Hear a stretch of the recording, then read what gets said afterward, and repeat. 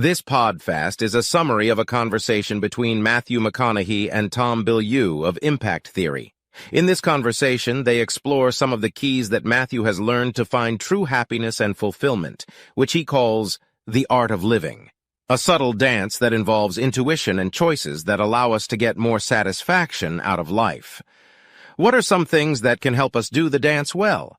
Let us find out. Here are 8 key takeaways from Mathew McConaughey and Tom Bilyeu. Key takeaway number 1. Enjoy the process of striving to achieve your goals. Why do people get lost in success? Some people get disappointed because they realize that the destination was not what they thought it would be. What they don't realize is that it very rarely is. When you set a goal for yourself, you don't experience a magical ta-da moment when you reach it, because people tend to constantly move the goalpost for what they think will bring them happiness. The best results in life are obtained when you focus on the process and not on the result. And the process Mathew is referring to is setting yourself real, measurable goals and striving to achieve them. But most importantly, to be happy with achieving an 8 when you did your best to get the 10. When setting yourself the ultimate goal of getting perfect grades, achieving A's and A-minuses deserves to be celebrated. Enjoy the process. Key takeaway number 2. The closest thing to a universal value system that leads us to happiness includes these 5 things. Taking responsibility for your actions. Practice gratitude, the most self-serving value.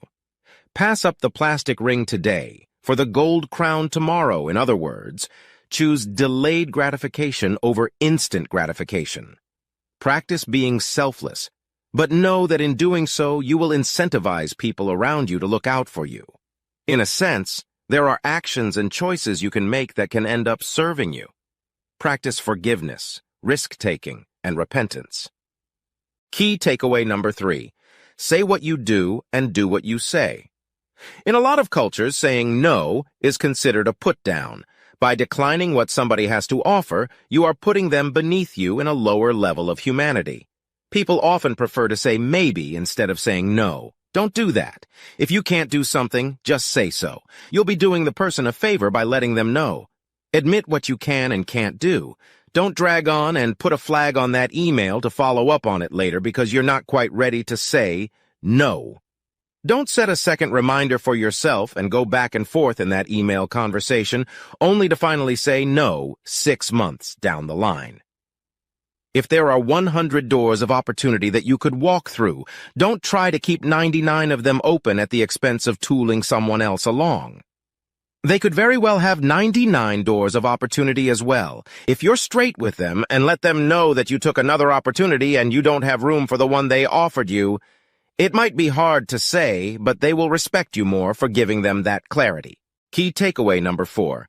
If you focus on family, you can't go wrong. Spend time tending to that garden, and you can't go wrong. If you have children, give them some rules on social media and family time. Mathew's 14-year-old son is going through an application process to gain access to social media apps. He doesn't have access to any social media as of yet. His interview, so to speak, involves making a presentation in which he must convince his parents that he understands that social media is filled with people who do things they don't want to do because it will make a good post. They need to be the ones who post things they like to do, and that will be good social media content. Teach your children that approval does not come from strangers. Teach them about entitlement. Things in life are not deserved. They are earned and should be earned fairly, and through supplying something of value that was in demand in the best way possible. You have 18 years to do it with them, and time goes by faster than you think. When it comes to family time, develop some practices. Show them the importance of having an uninterrupted space, like dinner time. Mathew and his family have a ritual where they go around the table and everybody takes turns talking about their day. It might sound old-fashioned, but it's a sobering event of community. If you have a romantic partner, be the best partner you can. Embrace the qualities they had before they met you. Mathew's agreement with his wife is that wherever he goes, they go. And in 14 years of marriage, the longest they've been away from each other is 9 days. They do this to support Mathew when he goes off to be a wolf, a creator, or trailblazer, but can always come back to that which he values the most. This might not be enough to make you feel completely significant, but it will fill your heart with joy. Key takeaway number 5. Don't be afraid to fail. Be able to take risks. Make mistakes, but don't stand still in indecision. You can end up walking the indecision tightrope for what you think is a week, but before you know it, it's been a month and then 15 years and you haven't moved. Making decisions is like adding oil to the gears of your life. Don't add it and you'll start to get rusty. It's sometimes difficult to make decisions because we think that one option is optimal and the other is not. That dichotomy is a myth. Failure is never as bad as you think it's going to be. Even if you make the wrong decision, those who care about you in your life will forgive you for it very quickly. Sure, there will be some people that poke fun at you when you fail, but they are on the sidelines for a reason. The real heavyweights will be there next to you and help you up and say, "Me too, man, nice try." Don't be afraid to make choices and fail. Key takeaway number 6. Cool is being yourself. Cool is not having the swagger of a smooth talker. Cool is being authentic, but that's easier said than done. If you're a nerd, embrace it. Sit on the front row and own your straight A's in math. Enjoy discussions about Star Trek, that's cool. If you're trying to be something to everybody, you won't be trusted.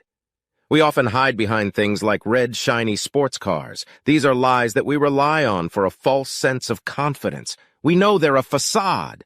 We've all got red sports cars in our lives, but these are just things that make us feel as part of a group. They're not real. They're not the real you, which is why they're not cool. You're not the name on the back of your jeans. You're the one wearing the jeans. It's okay to love things in your life like jeans and sports cars as long as you admit to yourself they are not you. Key takeaway number 7. Don't be an easy quitter. We tend to quit too easily. As soon as it gets a little hot, we're out. As soon as there's the tiniest sign of conflict in a relationship, we pull the parachute.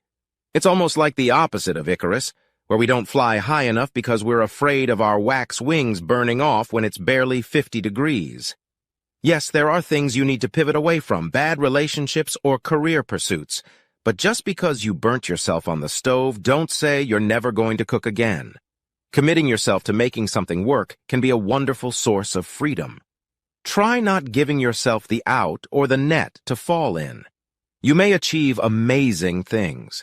Key takeaway number 8. There's no way to have a society that's healthy without having an individual that is healthy. Focus on putting time and energy into improving the individual that is you. Live by a value system that makes sense. Give yourself a belief system that's optimistic, in which you believe that putting time and effort into getting better, you will actually get better. It's incredibly helpful to ask yourself what actions you can take to be a better version of yourself in the future, too. You don't have to project your future all the way to your eulogy. You can project a couple of months out or days. Some people can only project forward to this afternoon, and that's okay. Start there. There are things you did yesterday that are allowing you to be more relaxed, focused, and present. Things you ought to do to avoid scrambling frantically for this interview. What decisions can you make to be cooler to your future self this afternoon? To use a beer drinker analogy, this is not about asking the beer drinker to quit drinking beer. This is about learning how to drink a glass of water in between beers so you can hang out with more people and have a better time. Delayed gratification over instant gratification. Collective change only comes with an army of individual changes. Thank you for listening to this PodFast summary of the conversation between Mathew McConaughey and Tom Bilyeu. If you enjoyed this content, please like and subscribe. See you next time.